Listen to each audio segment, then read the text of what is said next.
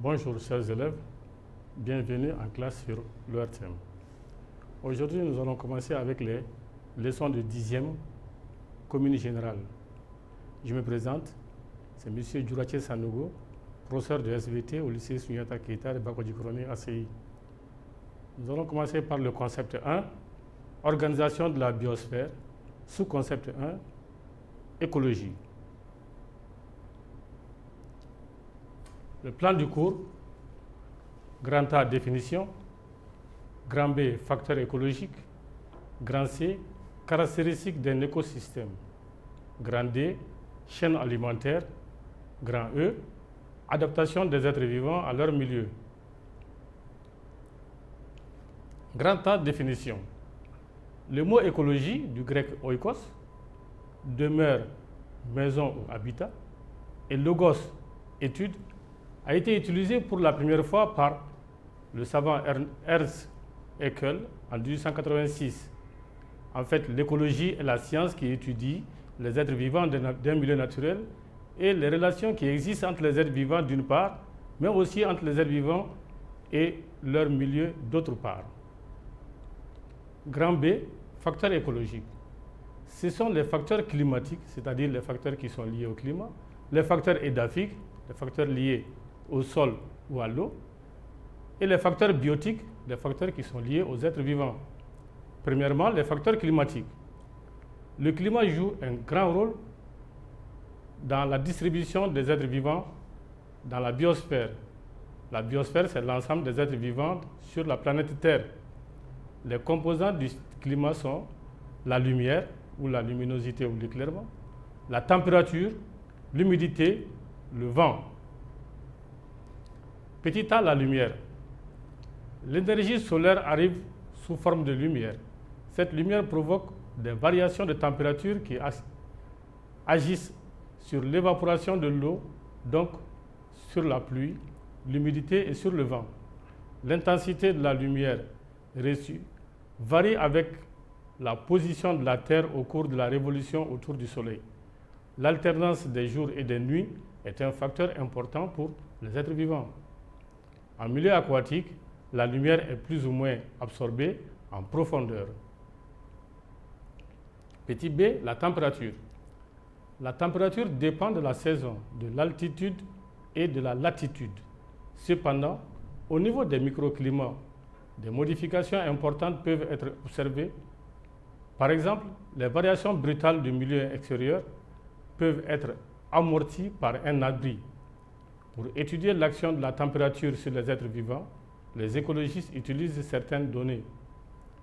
Ils utilisent M, petit m, pour la moyenne des températures minimales du mois le plus froid, grand M pour la moyenne des températures maximales du mois le plus chaud. La différence grand M, petit m correspond à l'amplitude thermique. On considère aussi la durée des températures extrêmes. Petit c, l'humidité. Pour étudier l'humidité, il faut connaître la quantité d'eau qui tombe sous forme de pluie dans la région, le nombre de jours de pluie, des pluies orageuses en peu de jours et des pluies fines prolongées n'ont pas la même valeur climatique. Les rythmes saisonniers, la nature et la morphologie du sol qui influencent le ruissellement, la rétention d'eau. Petit d, le vent. Le vent a une influence sur la température, la pluie, l'évaporation. Le vent aussi a une puissance mécanique qui joue un rôle en écologie. Par exemple, les phénomènes de pollinisation, c'est-à-dire le vent peut entraîner la pollinisation, la dispersion des semences, l'érosion éolienne.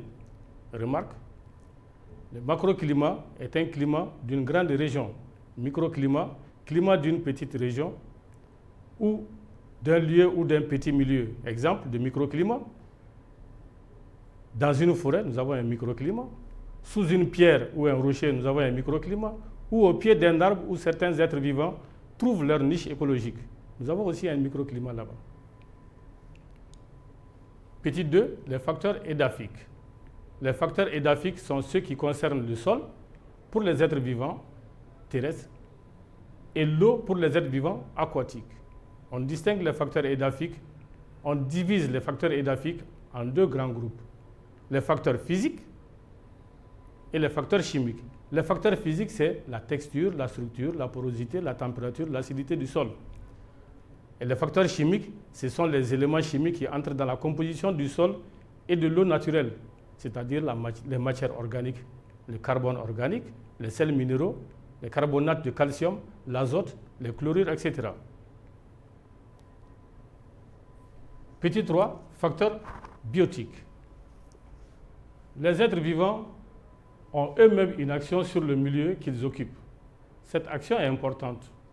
Les plantes et les animaux peuvent être appelés facteurs biotiques du milieu.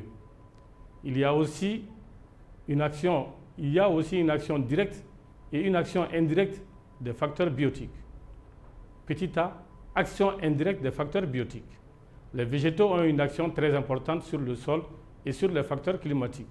Action sur le sol. Elle est à la fois mécanique et chimique. Les plantes fouillent le sol par leurs racines. Celles-ci creusent le sol et dissocient les éléments. Elles affectent la structure du sol. Action sur le climat. La végétation touffue arrête une grande partie des rayons lumineux. La chlorophylle absorbe certaines radiations de la lumière. Ça, c'est pour faire la photosynthèse. La végétation offre aux animaux un abri contre les excès de température. Exemple, dans une forêt, l'été est plus frais et l'hiver est moins froid. Par leur transpiration permanente, les végétaux entretiennent une humidité ambiante supérieure à celle des endroits dénudés. Action indirecte sur les animaux. Les animaux fouisseurs creusent et déplacent les matériaux du sol. Par exemple, les fourmis, les vers de terre, les taupes, etc. La faune du sol laisse des excréments qui donnent une matière pulvérulente, appelée modore. Ce modore entre dans la composition de l'humus. Petit b, action directe des facteurs biotiques. Entre tous les êtres vivants qui vivent dans un même milieu, il existe des relations. Aucun être vivant ne peut être considéré comme totalement indépendant des autres. B1, relation entre les végétaux. Nous avons le parasitisme. Lorsqu'une plante vit entièrement aux dépens de la plante qui la porte, on dit qu'elle est parasite. Le parasite entraîne la mort de l'hôte et aussi souvent du parasite lui-même. Exemple, champignons tels mildiou, rouille. Mais vous connaissez aussi des plantes parasites sur d'autres plantes telles que les gui. Symbiose. C'est l'association de deux plantes différentes dans laquelle chacune des deux plantes profite des ressources de l'autre sans la nuire. Par exemple, le lichen, qui est l'association d'une algue verte et d'un champignon. L'algue fournit les produits de la synthèse chlorophyllienne, c'est-à-dire la matière organique. Le champignon fournit l'eau et les sels minéraux pour le lichen. Autre exemple, bactéries orchidées, bactéries légumineuses. Commensalisme, mutualisme, concurrence. Des plantes qui ont plus ou moins les mêmes besoins peuvent se trouver dans un même milieu. On dit qu'elles sont commensales. Mais si ce commensalisme s'accompagne souvent, ce commensalisme peut s'accompagner souvent d'une concurrence plus ou moins vive pour occuper le milieu et utiliser toutes ces ressources. Certaines plantes vont dominer, d'autres se trouveront éliminées. Exemple, il y a des plantes dont les racines sécrètent des substances chimiques qui tuent les autres racines. Le mutualisme, c'est une interaction entre deux ou plusieurs espèces dans laquelle les organismes impliqués tirent tous les deux profitent de cette relation. Il peut exister d'autres formes de coopération. Exemple, les graminées et les légumineuses se trouvent souvent mélangées parce que les premières bénéficient de l'excrétion des substances azotées nutritives par les racines des secondes. B2. Relation entre végétaux et animaux. Beaucoup de bactéries et de champignons sont parasites des animaux et sont des agents de maladies importantes. Les animaux jouent un rôle dans le transport du pollen, des graines permettant l'extension des végétaux. Les végétaux sont les principales sources alimentaires des animaux, par exemple les herbivores.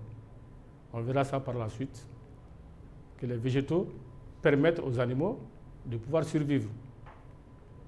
Petit c, les relations entre animaux. Les parasites. Un animal parasite vit entièrement aux dépens d'un autre animal qui est appelé son hôte. Il y a les endoparasites qui vivent dans les organes ou les tissus et les ectoparasites fixés sur la peau. Les parasitoïdes sont des parasites à l'état larvaire. Exemple, cysticerque qui provoque la maladie cysticercose. Les commensaux. Ce sont deux animaux qui vivent associés l'un à l'autre, se nourrissant dans le même milieu, mais sans que l'un ne prenne sa nourriture aux dépens de l'autre. Les symbiotes. Association de deux animaux différents dans laquelle chacun des deux associés bénéficie de l'association. Exemple, bœufs et hérons sont des symbiotes. On remarque souvent que les bœufs sont accompagnés par des hérons, mais chacun d'eux tire profit. Les prédateurs, ce sont des animaux qui tuent d'autres animaux pour les manger. Exemple, le lion, le tigre. Grand C, caractéristiques d'un écosystème, composantes et leur caractère. Un écosystème est un ensemble dynamique d'organismes vivants, tels que les plantes, les animaux et les micro-organismes, qui interagissent entre eux et avec leur milieu. Le milieu, c'est le sol, le climat, l'eau, la lumière, dans lequel ils vivent. Les composantes d'un écosystème sont les éléments vivants ou éléments biotiques et les éléments non vivants ou éléments abiotiques. Les éléments vivants, vous avez les animaux, les végétaux, et les éléments non vivants, ça c'est le climat, le sol, etc. Les caractères d'un écosystème sont les caractères physiques, constitués par le relief, le sol, l'humidité, la lumière, le vent, la température, etc. Et les caractères biologiques, qui sont les types de relations trophiques. Et les types de relations trophiques, c'est le parasitisme, on a vu ça tout de suite, le parasitisme, le symbiotisme et le commensalisme. Un exemple d'écosystème. On voit ici qu'un écosystème, l'écosystème A par exemple, est constitué de biotopes, de biocénoses. Et l'écosystème B aussi est constitué de biotopes et de biocénoses. Un biotope, c'est l'ensemble des milieux et du sol, le climat et le sol. Et la biocénose, c'est l'ensemble formé par les animaux et les végétaux. L'ensemble des animaux, c'est la biocénose. L'ensemble des végétaux, c'est la phytocénose. Et plusieurs écosystèmes constituent ce qu'on appelle un biome. Ici, nous avons un biome formé de deux écosystèmes. Grand D, chaîne alimentaire. Une chaîne alimentaire ou chaîne trophique est une suite ordonnée d'êtres vivants dans laquelle chacun consomme celui qui le précède et devient la nourriture de celui qui le suit. Lorsque la chaîne trophique est assez longue, avec des dérivations latérales, l'ensemble forme un réseau trophique. Dans une chaîne alimentaire, nous pouvons répartir l'ensemble des êtres vivants en plusieurs réseaux trophiques. nous avons les producteurs, grand P. Ce sont les végétaux chlorophylliens, c'est-à-dire capables de recueillir l'énergie solaire. Et ces végétaux chlorophylliens sont les premiers éléments de la chaîne. Ils sont responsables de la production des substances organiques. Ensuite, nous avons les consommateurs, grand C. Les consommateurs de premier ordre, C1, utilisent les matières synthétisées par les producteurs. Ce sont les herbivores, les parasites des plantes. Exemple, les papillons. Ils sont les premiers consommateurs et ce sont des herbivores. Les consommateurs de second ordre sont les carnivores qui se nourrissent des herbivores. Donc, le deuxième type de consommateurs, c'est ceux qui utilisent les carnivores, c'est ceux qui se nourrissent des carnivores, donc les premiers consommateurs. Les consommateurs de troisième ordre, c'est ceux qui mangent les petits carnivores et les herbivores à la fois. Ensuite, nous avons les décomposeurs, encore appelés détritivores ou destructeurs. Ils transforment la matière organique. Les cadavres d'animaux ou de végétaux en matière minérale utilisable par les végétaux. Donc les décomposeurs vont décomposer la matière organique et les transformer en matière minérale qui va servir de nourriture aux producteurs. Un exemple de chaîne alimentaire. Nous avons ici la chaîne alimentaire qui est formée de producteurs, de consommateurs et de décomposeurs.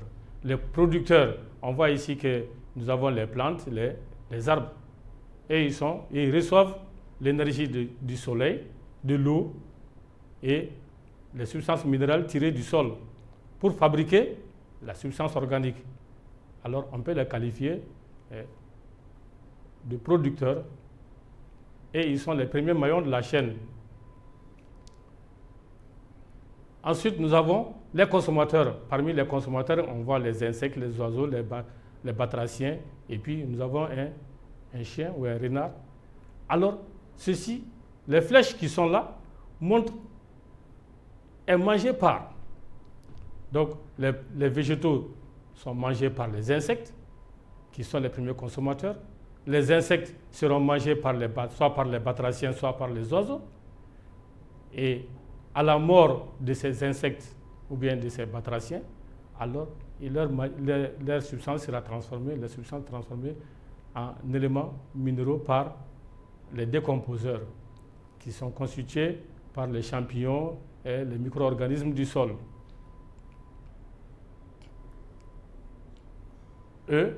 Adaptation des êtres vivants à leur milieu. L'adaptation des êtres vivants à leur milieu est un ensemble de processus physiologiques, morphologiques ou de changements comportementaux qui permettent la survie des êtres vivants à différents écosystèmes. L'adaptation est une des raisons pour laquelle existe une grande disparité de formes de vie sur notre planète. Exemple d'adaptation, exemple 1, le cas du dromadaire. Ici, nous avons le cas du dromadaire. Exemple 2, le cas du cactus. Le cactus est une plante des régions arides où il ne pleut que très rarement. Il se doit donc d'absorber et de conserver une grande quantité d'eau lorsqu'il pleut. Certains cactus, comme Saguaro, peuvent atteindre 15 mètres de haut et emmagasiner 300 litres d'eau qu'il absorbe grâce à ses racines qui rampent tout autour de la plante en réseau étendu. Afin d'éviter l'évaporation, le cactus ne possède pas de feuilles, mais des épines. Et quand on revient au dromadaire, le dromadaire est aussi un animal des régions très, très arides. Et le dromadaire peut faire des jours sans boire, mais peut consommer plus de 100 litres en 10 minutes. Et pour conserver cette eau, alors le dromadaire peut vivre longtemps sans uriner et transpirer moins. Et sa peau, les poils de couleur blanche le protègent contre les rayonnements solaires. Et en plus, la bosse que porte le chameau permet au dromadaire plutôt, de pouvoir résister, et parce que cette bosse-là contient une certaine quantité d'énergie que le dromadaire peut utiliser pendant de grandes périodes. Exemple 3, le cas des poissons. La forme hydrodynamique, la présence des branchies et des nageoires permettent aux poissons de s'adapter à la vie aquatique. Merci bien et à la prochaine.